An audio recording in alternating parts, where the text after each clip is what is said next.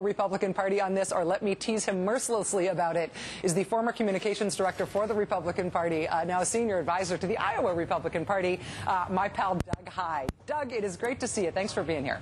It's good to see you, Rachel. Thank you. Tell me, there's just something I don't understand about this. That means that there isn't an incredible double standard here on voting rules. Well, let me make a technical point first. While we certainly do allow people to register to vote and then vote in the caucus tomorrow, anybody who registers tomorrow will have to show a photo ID. But we also know that there are a lot of people, at least there's a lot of talk, about people who are just going to be Republicans for a day. People who are independents, people who are Democrats, who will register to maybe put in a no preference, a no choice, maybe vote for a different candidate to affect the outcome. This could be a Democratic version of what Rush Limbaugh talked about doing in Operation Chaos in the Obama-Clinton primary, but you will have to show an ID to register to vote. You have to show an ID. But there is a difference also.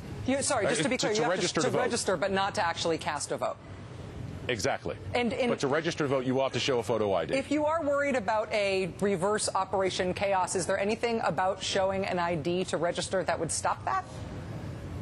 No, I don't think so. It's something that we want to make sure, though, as people register that they are from where they say they are, they'll have to show proof of the address in that area, and we think that's important. But then when you get past that, when you get to the actual caucus process itself, the uniqueness of what the Iowa caucus is, and I'd say this is true whether you're talking about the Democratic caucus or the Republican caucus, is that it's really neighbors meeting neighbors. These are meetings that happen in schools, in churches, and in few cases even in private homes. And we think that if people are meeting in a private home or meeting in a classroom of a school, because multiple precincts may be meeting at the same caucus site, in the 6th grade class in one room, the 7th grade class in a different room, that when neighbors speak to neighbors, that there's not really any worry of that happening. And it's just the uniqueness of the Iowa caucus. Another example, in primaries, people vote to make their voices heard. In a caucus, people show up to make their presence felt. So if you're going to be willing to sit in a room and listen to boring political speeches for 2 hours,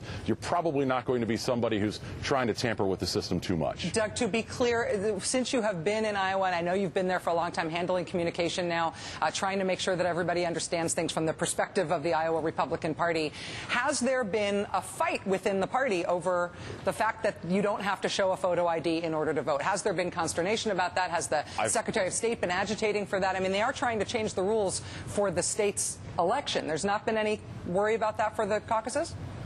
Not at all. I've been with the Secretary of State before our debate in Sioux City, and the issue didn't come up. And to be honest, the first time I heard about this issue being an issue was when I got the fine phone call to appear on this show today.